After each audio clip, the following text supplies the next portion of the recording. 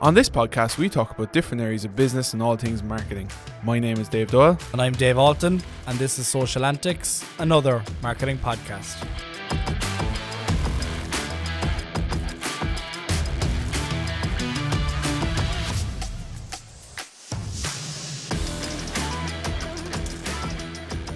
Hey everyone, welcome back to another episode of Social Antics with myself and Dave. Dave, how are you keeping? My teeth are fucking killing me. My wisdom teeth are bollocks. Absolutely I don't think we're ever going to have bollocks. a happy episode with you No, starting. they're not. What's wrong with your seriously, teeth? they're fucking killing me. And I should go to the not stopping dentist you and get talking, them though. taken out, but no, they're absolute. What? It's not stopping you talking though. No, that's fair enough, yeah. I'm also off cigarettes 3 weeks, and I really want a fucking cigarette I was thinking badly. you were cranky, alright. How are you finding it? Cantankerous. Huh? Saving I was a fortune. I was grand starting off because I went on the vape because that's what all the cool kids do. They Oh, vape. you're one of those now? No, I started on the vape to wean myself off the lovely smell of cigarettes, and now I'm after weaning myself off the vape after 3 weeks, and I'm a bit shaky, Running marathons now next. No, fuck that. No. And I wouldn't mind, but like everyone knows the reason that you smoke is because smokers are cool. Like, and now I'm not cool anymore. No, I wouldn't which is a agree with you. fucking But anyway, disaster. no, I wouldn't agree with you anyway.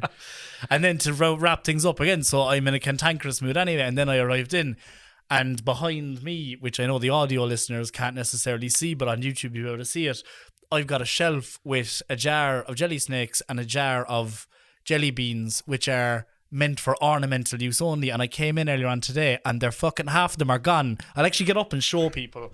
Like, Yeah, go on, unbelievable. we're saying nothing, will we? 1 week. 1 week, and he ate all me fucking jelly snakes. An absolute disgrace. You're still eating them. You're still eating the jelly babies. Oh my god! Like, we spent months building this set, I did. and you're fucking. I did. You did, to be fair. Yeah, to be fair, they were. I did not buy the jelly snakes, but will you? other than that, I'm not. But other than that, I am. Other than that, I'm great. Good. Bar my teeth, me nicotine craving, and you eating the set, I'm happy out. I will say one thing though, in fairness, for once again for the old visual watchers of it, you got away with the ice cream stain off the front of your t-shirt on the way down. That I So spilled anyway, it on the way, and I got myself a 99. we got a lovely 99 on the way down, and he decided to put half of it down the front of his top. Was, yeah. But you did come to a little a revelation of a product inside in Century. Did you bring it with you? You were going to show it off.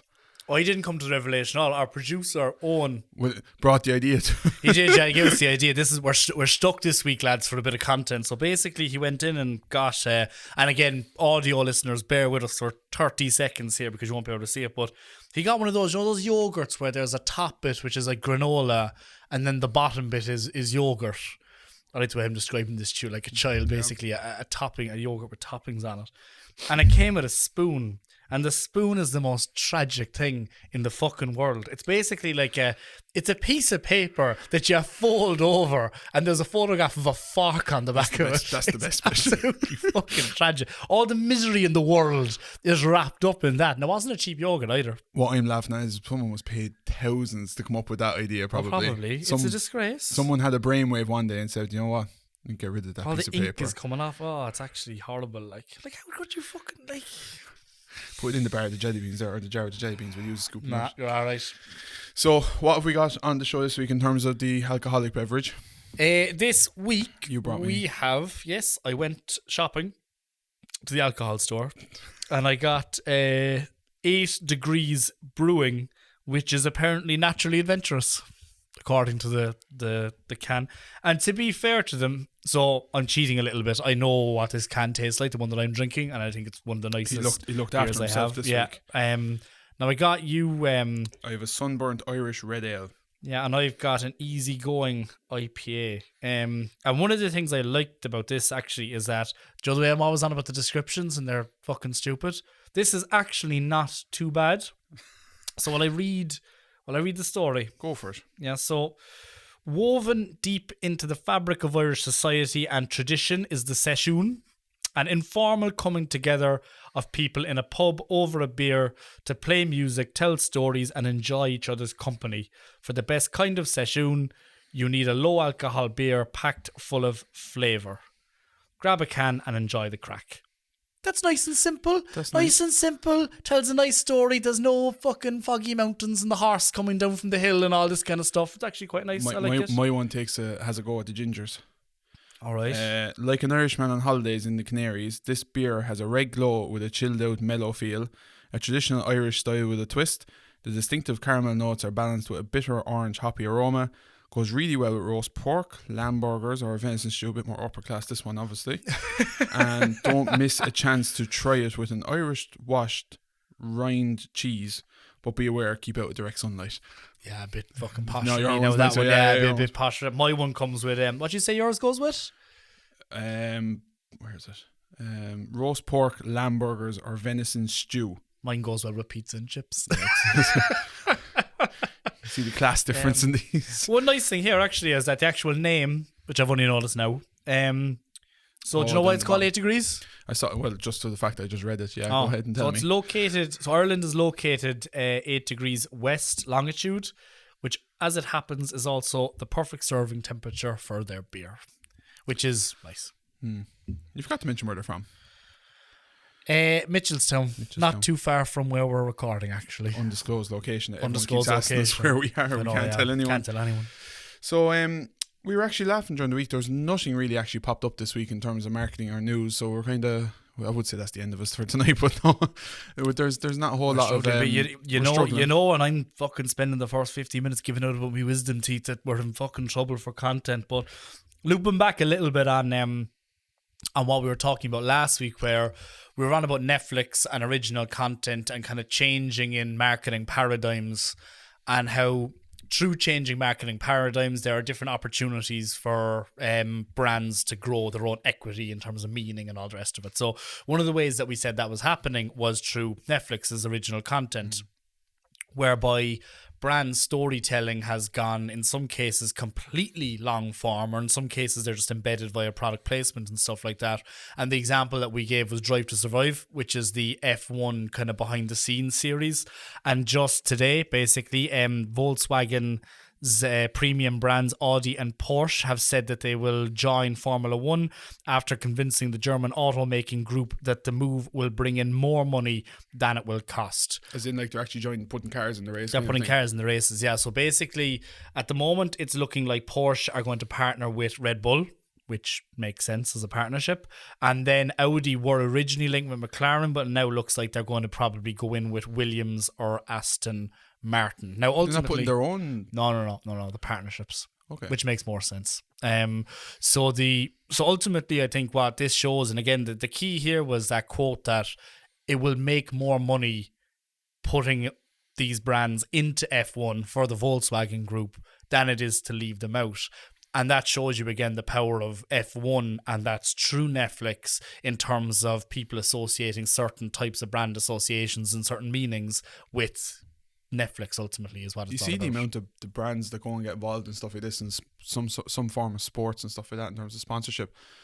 But like Formula One itself, there's a serious amount of money spent in that in terms of getting involved in the teams and up and going like that. There's big money involved in that. Oh yeah, absolutely. Oh no, multiple millions. Like, but again, it comes back to one of the most fascinating marketing case studies is Red Bull, because the logic behind Red Bull is that they make a profit off of their marketing, because they've got like Red Bull Crushed Ice, involved in the F1, Extreme Sports, all that kind of stuff, right? He jumped from the unit, or from the outer layer, or whatever you call it. Remember, he jumped off the thing and skydived down. The fella from space. Yeah, jumped from space. Yeah, we'll stick with that because I can't think of the word. We'll say it was from space. I know what you're talking about, and everyone else knows what they're talking about, but I can't remember Someone can let us know what I'm actually trying to say.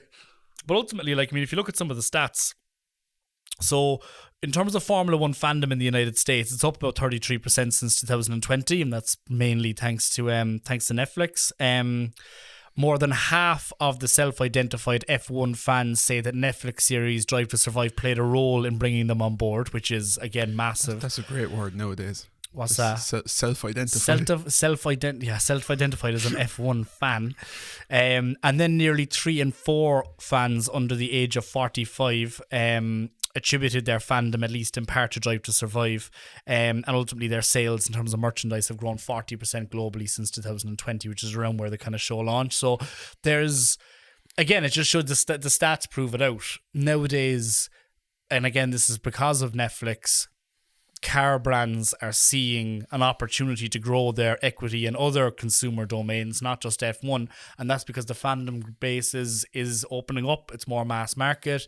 You've now got people who are watching F1 who previously wouldn't have watched it or don't even understand the sport necessarily, but they're interested or they're invested in drivers because the personality of the drivers is coming through that particular show. That was something that didn't happen before. So just to kind of loop around again to last week, I think it's interesting to see different opportunities for brand growth. And the other loop around to last week we won't get into because there's actually not much after happening in the last week in terms of Mr. Musk taking over the world.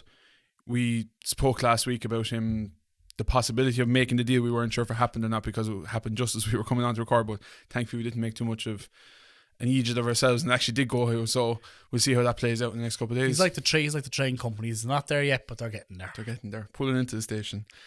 What other bits of news have you got? So beyond that, and this is a kind of this is a bit more heavy, I suppose, than Formula 1 and fucking Netflix, but take a drink. The European Commission, you take a break there for yourself and let me do all the work as per usual. So ultimately, at the moment, the European Commission has accused Apple of abusing its market position in relation to contactless smartphone payments. And this emerged specifically from a case they took against Apple last year in relation to the music industry. So Spotify essentially accused Apple of engaging in anti-competitive behavior, which, to be fair to Spotify, they have a point in terms of the dominance that Apple has over that particular brand. So one of the main issues that you'll have with a company like Apple being so dominant, and again, in the same way that everyone gives out about Facebook in terms of their neglect for consumer privacy, you can have the same accusation of Apple, but not for privacy, but in terms of free market competition. So if you've got Apple Music and you've got Apple Pay, and 50% of the population is on iPhone, and they therefore need to use the App Store to actually get access to apps.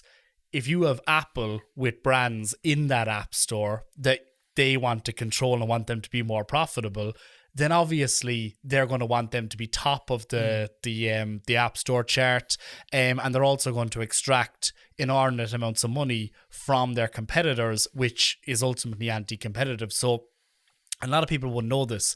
If you purchase something via Spotify in terms of subscription and you use Apple Pay, Apple take 30% of that. So immediately, if you take Spotify's revenue, 30% of that immediately goes to Apple. And if you think that the main competitor to Spotify is Apple Music, you can see how that is immediately a very, very difficult environment for Spotify to operate in. I'm not sure if you know now, but is that just that kind of stuff, or would it be actually like in-store transactions as well? It's in-app purchases effectively. It's what it's focused on. So if you have and again, there's different rules and layers and regulations here. For example, if you order something on Deliveroo, that is not going directly to Deliveroo. That's going to a restaurant. So therefore, it doesn't necessarily take it off that. But again, it's for a company like Spotify, it obviously makes their lives very, very difficult. But they're at the like Apple. They're at the level that they can call these kind of shots. You know, that they can kind of just take control of whatever parts they want, because, as you already said, like 50% of the market is using their phones or products or whatever it is. Now, me personally, like, you have one of those stupid phones there in front of you. I'm not an Apple user, like, so I don't have to worry about. I love Apple. It's great. But it just shows you the power that Apple has, that it's able to just kind of come in, take control, saying, yes, no, we don't want you on your platform. We want you on your platform. Like, even going back to the whole iOS thing, like, it just shows, like, as you said, 50% of the market are using their products, they're using their services. If you so they own the distribution channel, then you have control of the terms and conditions of everything that goes up. Ultimately is what you're saying, and you're absolutely spot on. It's a monopoly. But the answer to that, don't use an Apple phone. You have a shite phone in front of you. Use a good phone. Yeah, but that's not the solution, though. That doesn't work, because 50% of the world are smart, which is my exactly people using an Apple phone. So, but like, ultimately, I suppose the key here isn't, again, I don't believe in consumer-led revolutions, is going to be, if they engage in anti-competitive activity, then they should be punished for it by someone like the EU. So just to give an example, and these tech firms, your Facebooks, your Googles, your Apples, they break the rules constantly, but ultimately the punishment that they receive doesn't outweigh the revenue generating capability they attain from engaging in somewhat illicit activities. So under the current kind of legislation, they could be fined up to 10% of their overall global revenue. That would equate to a fine of about $36.6 billion. If it's any more than $1 billion, I would be surprised. So effectively, they're gaining this huge advantage, generating a huge amount more revenue. But yet, because of the lack of control that the European Union or any legislator has over them, they ultimately keep on doing what they want. And again, just to give another example of this, so we're obviously based in Ireland here, right? And last year, Facebook were found to be guilty of a data breach. They were fined 17 million, which is less than 0.00 or whatever. Pocket money. It's absolute pocket change. So again, unless these companies are actually held to account and punished by actually going after them fiscally, then they keep on ultimately breaking the rules. And again, ultimately what this does is that it cripples innovation. Spotify is an incredibly innovative company, one of my favorite companies definitely out there in terms of what they've done to disrupt that overall industry, but also just in terms of the brand, what it represents and so on and so forth. Incredibly hard to compete against the biggest company in the world where they're taking 30% out of your top line to start off with, you know, so that's the way it is. Suppose the other big thing that we kind of spotted this week looking over all the news, and we talk all the time on this podcast about, you know, digital, social, marketing campaigns online, whatever it is, all the online kind of side of stuff and digital disruption. But what we've noticed last week, there was a bit of a trend last week in a couple of articles being released around the whole area of pop-up shops, experiential marketing, but more traditional element of things, you know, and that kind of stemmed on mainly from the release or the launch of a new store in London from Coca-Cola, that they're now opening up their own store in Covent Garden, selling merch, Coca-Cola accessories. You can customize your own Coca-Cola can, all this kind of stuff. I think they even have their own bar in there. We'll see if it's better than ours.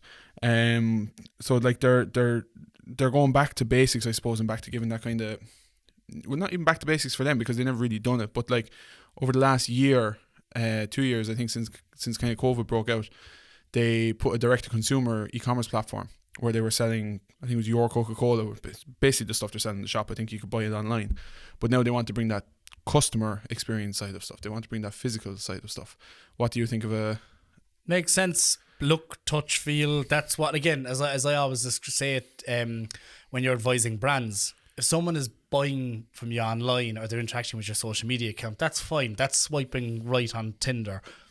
You actually want to go on the date, right? Do you know what I mean? So there's that kind of, you need to actually, again, that idea of you going into a Coca-Cola store, then making like a mocktail or something like that for you, or, you know, going through the history of Coke. I don't know exactly why. I know they're after partnering with a lot of kind of London fashion brands as well, in terms of a kind of a collaboration. But those kind of immersive experiences are the ones that consumers want. And you can see it even with brands that were fully direct to consumer. Gymshark are after opening up a new permanent store on Regent Street. But that makes sense for them because they're a fashion retailer.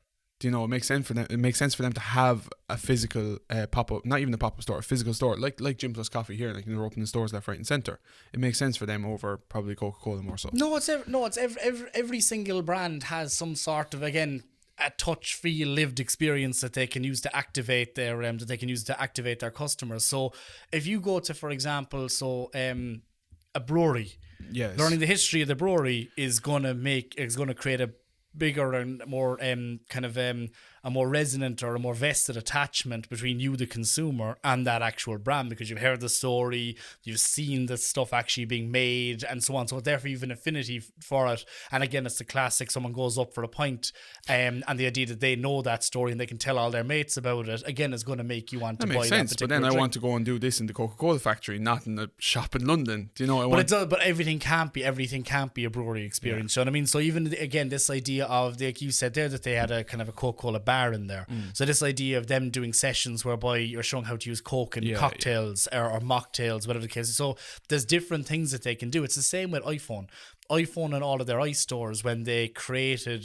when Steve Jobs basically decided that I'm going to take 500 million out of the online budget and put it into investing in stores 20 years ago, it was one of the most genius marketing moves out there, because again, now people could go into the stores, they could touch, feel the actual phones in and of themselves, they could play around with them. And nowadays you've got people going into Apple stores learning how to do Photoshop, how to make TikToks, so they're almost like the town hubs, hall. They're hubs essentially. So once again, makes total sense. The breweries all make sense. It's just a shop for Coca-Cola. It just doesn't. I'd rather a pop-up event somewhere, like, not fully fledged. But they do that as well. Again, this is just another string to their bow. It's in London. It absolutely works, and they're tied in with all the fashion retailers. This is absolutely. Look, they can't keep them. They can't keep the cash forever. To get rid of it somewhere. 100%. It's absolutely 100% going to work. But even tying it back to what we were saying last week about when we were talking about Netflix, and I was talking about how do you leverage physical spaces or physical infrastructure assets against digital offerings. So that was, I was saying that Disney Plus is the advantage over Netflix because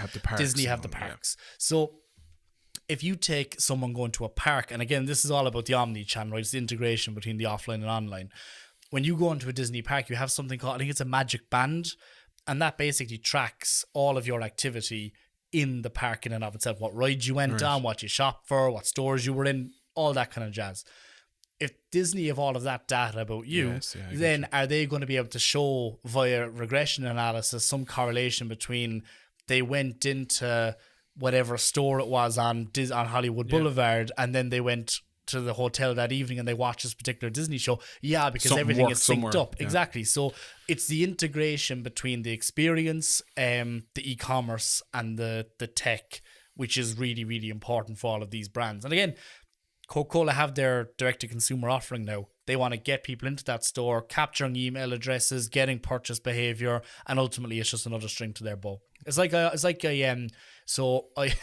So in the city where we are, every Christmas there's a pop-up. I knew where he was going to bring this to. He had to get the plug in when I said pop-ups. I knew this. Go on. What? Guinness store. Oh no, I thought you were going to give a plug to Cork City's store in Douglas.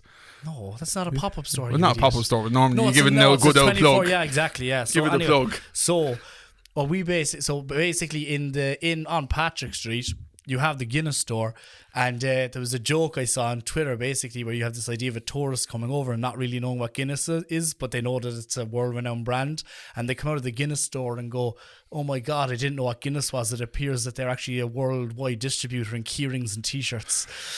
Yeah, and sell anything, doesn't matter what it is. Like, you've got these people now from the walking around and basically moving billboards, and that's what essentially Coke are going to achieve Jameson here. do it very well, actually. If you ever go down to the distillery experience down even in Middleton, the one up in Dublin as well. But same again, now you can buy everything and anything in there with Jameson on it. Yeah. Oh yeah, sell everything. It's like when people always talk about earned media on social media.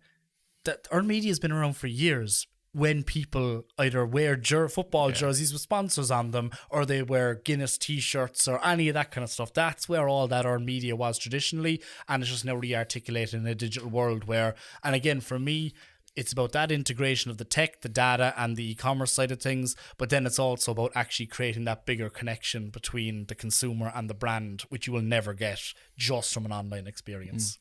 So anyway, midway point, you enjoying your sunburnt Irish red ale? Do you know what? You done good this week.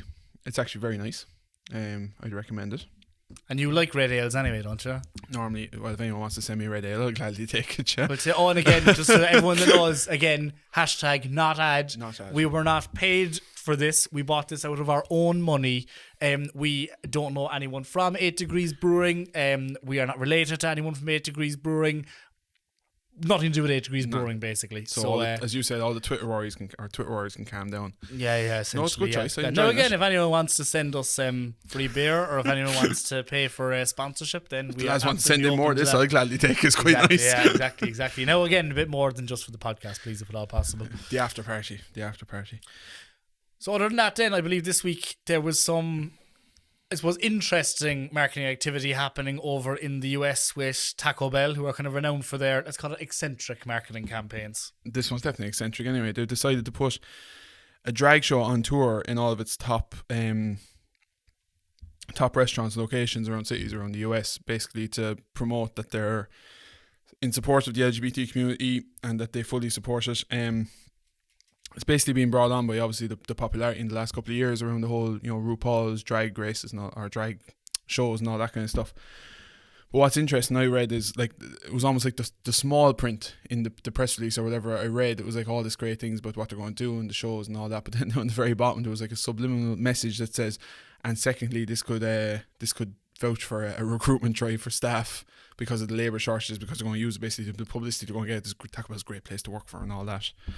So it's an interesting concept. Like, I mean, we do know that across the world, pretty much at the moment, because of COVID and a variety of other different factors, people have switched careers, people have moved out of cities, people have identified different career paths for themselves that they didn't think of beforehand. So, like, I mean, one of the ones that's obvious is that chefs have decided that I don't want to work long hours anymore, and they kind of found a new kind of lease of life for themselves during COVID. So, look, there's labour shortages at the moment.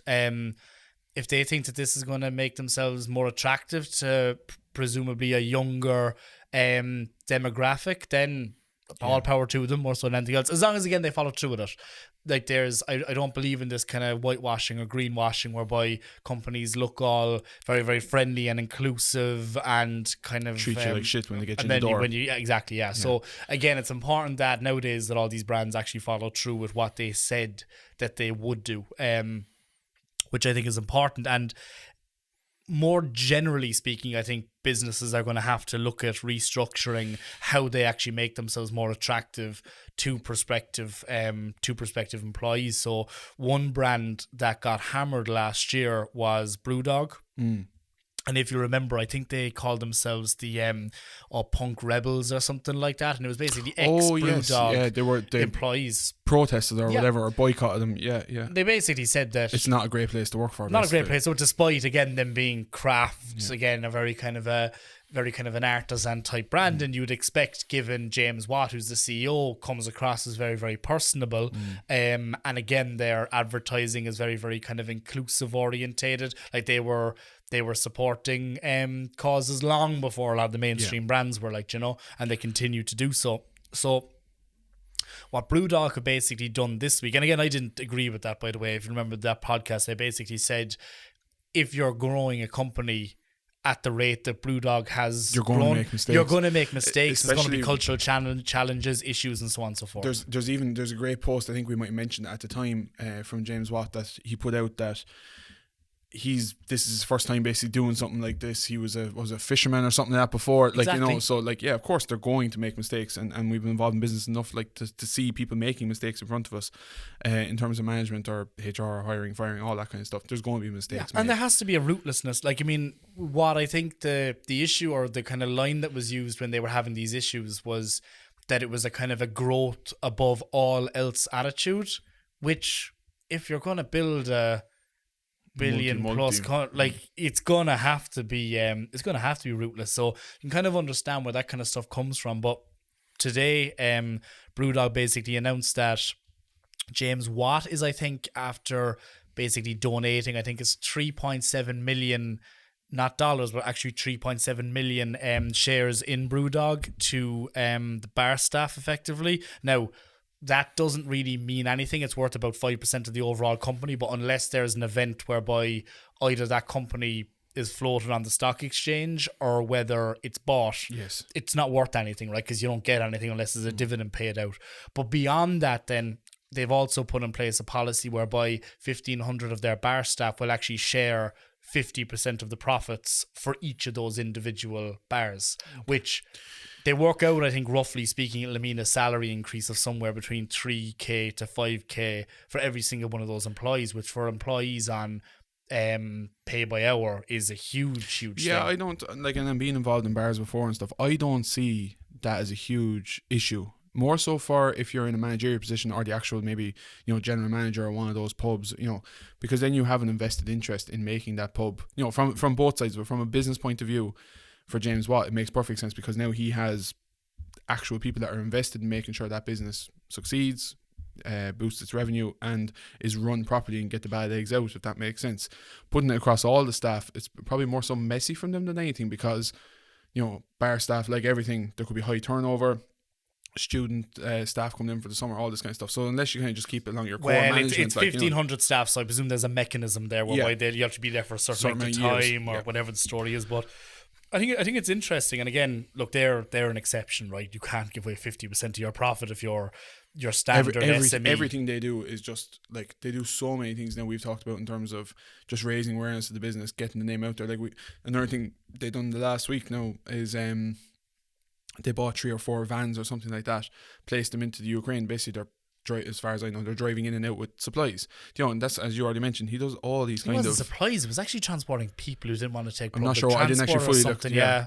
Something like that anyway, but he just does all these things, whether it's environmentally friendly, sustainable, planting trees.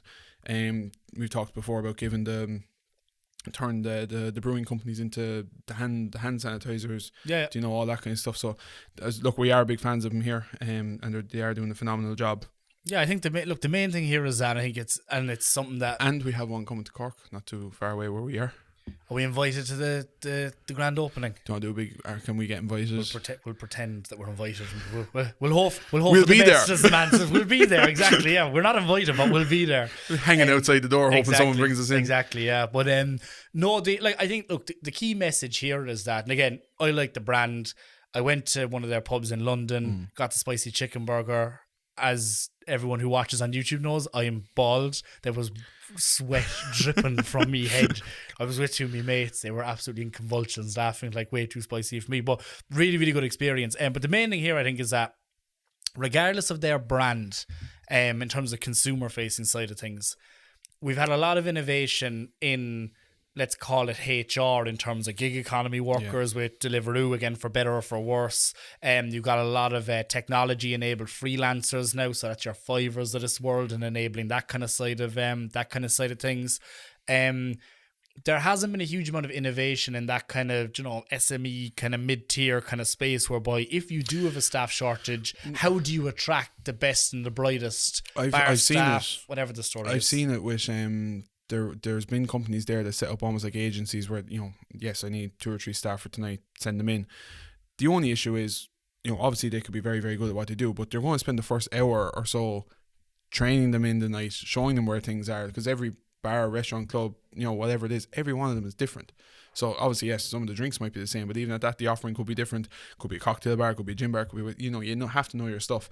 So like, to be going into those as a gig economy kind of style thing for the bars, I don't think it fully works. I just think it can get quite messy. Yeah, look, it depends on the industry, but I like, and again, this is, I think, it is a bit of an Irish thing rather than it being kind of more of a European thing. But I like going into bars and knowing who the barman is. Yeah. Do you know what I mean? So there is that kind of personalization as well. Sorry, it works for a nightclub where you're not going to stand there talking to the person behind the bar. But whereas a pub, yes, you will speak to whoever's behind the bar. I think, again, that familiarity is important. And even just having good, friendly staff. Like, I work with a number of SMEs. I know you've worked in hospitality.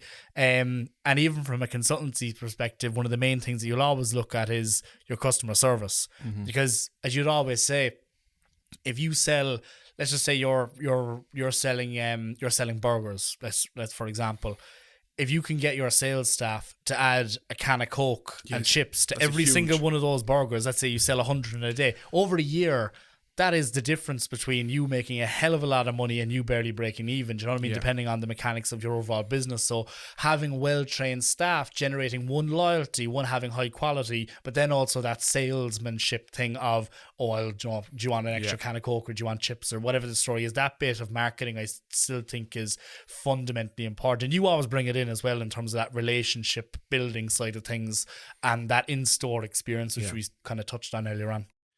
Yeah, no, that's a big area that I would look at in terms of customer service experience in store. Like, you can't I always feel you can't buy that or train that. You have to have it in you to do it. You have to have the right people there, and you train the words, you get them to know their scripts, what they have to say, but it's having the right person behind these stores or when you come in behind the bar. Well, ultimately, just someone that cares, right? I mean, you get people who come into your store and your blood, sweat and tears, and they don't give a shit for whatever reason. Yeah. And you're going to get that anyway, right? Because people they're in college, or they're in between jobs, or, do you know what I mean? They're just not that invested in your brand. The important thing for any business owner to always understand is it's not their business. And don't ever expect them to be staff. It's not the staff. The staff, not the staff members. Don't ever expect them to be as good or as invested or passionate as you are going to be. Do you know? And that's the importance of it, because they all come in and say, "Oh, they're not doing this, that." No, they're doing exactly what they're meant to do. They're doing their job, but they're just not doing it to the way you want it done. And that sometimes that level will never be crossed. But that's when you have the right people involved. And I think, going back to what you said there about giving the BrewDog staff a little bit of an incentive to feel like they're part of it, and obviously going to get a financial big incentive, could turn into a big incentive.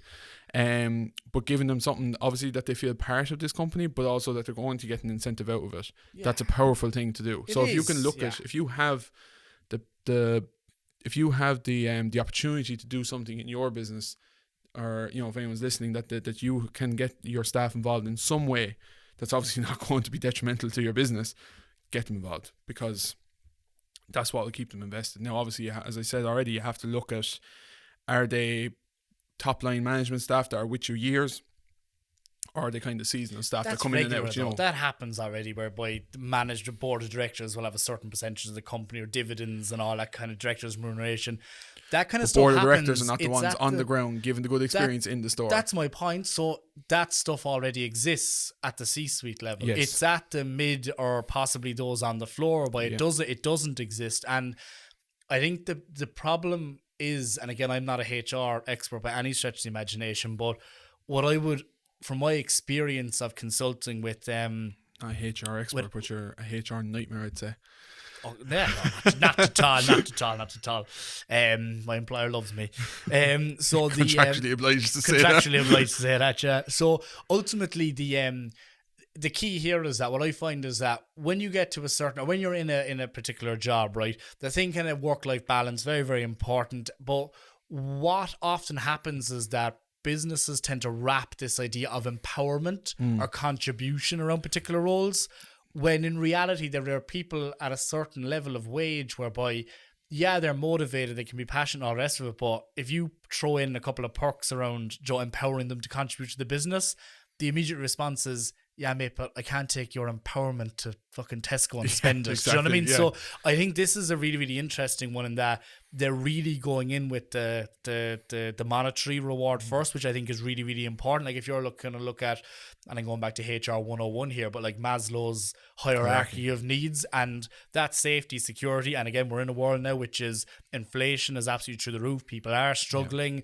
Taxes are only going up. The only way people are going to appreciate is more money in their pocket. Exactly, because if you're going into work and you either don't have security, either psychologically, or you don't have the monetary security from the actual work that you're doing, you're not going to feel rewarded at all, and therefore, of course, you're not going to be contributing back. So this is a really, really interesting one. Now, again, I'd like to see the mechanics of how it's actually going to work, but 50% is a big chunk of change, and I really, really hope it works out, because, again, I think that, or those kind of, any kind of an innovation in kind of HR leadership strategy is something that I think is dangerous in one way, gig economy, for example.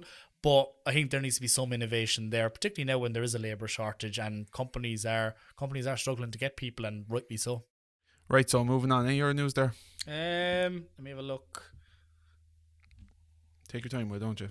Take my time. My notes, I clicked out of the notes on my app. But anyway, the big news actually, Netflix has, believe it or not, cancelled the development of Pearl, an animated series created by Meghan Markle.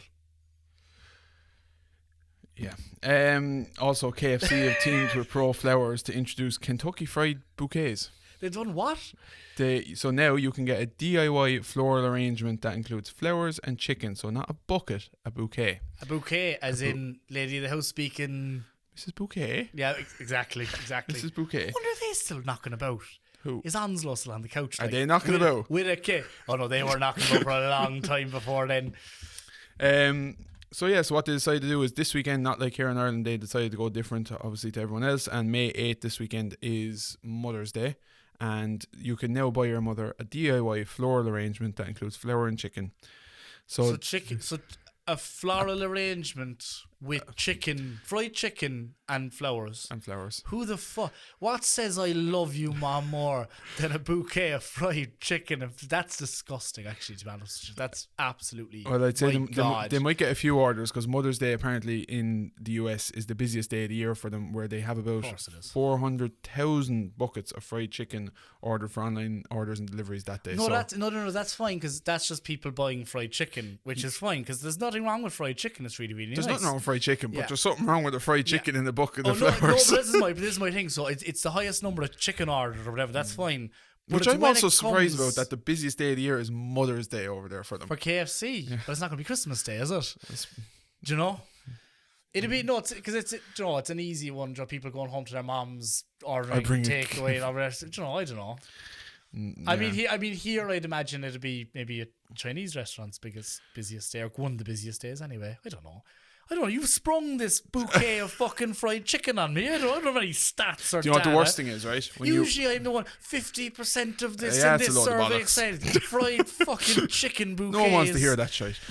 The worst thing about it is, not only do you get obviously a bouquet of flowers and chicken, but you actually have to put the fucking thing together yourself. Also, it's not even constructive. Yeah. You get a DIY, so you get your chicken, your skewers, your vase, your labels, whatever it is, and I don't even know how the chicken's cooked or not cooked, I'm not sure, but basically you have to put it together yourself as well. It's a bit tragic. There's always something, and this is why I love America so much, as our listeners will know.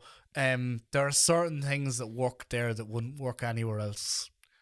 And this is one of them. This is a bouquet of fried chicken. It's absolutely ridiculous. Carry on. Melania Trump would be delighted, though. She would, yeah. Donald. The Don.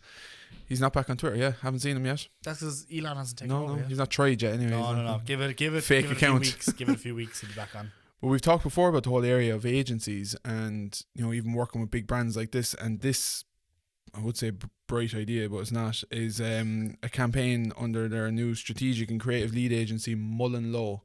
So that's one of their new big bright spark ideas that they're after coming out with now. Finger licking good campaign. No, to keep clear. If I said that now, you give out to me.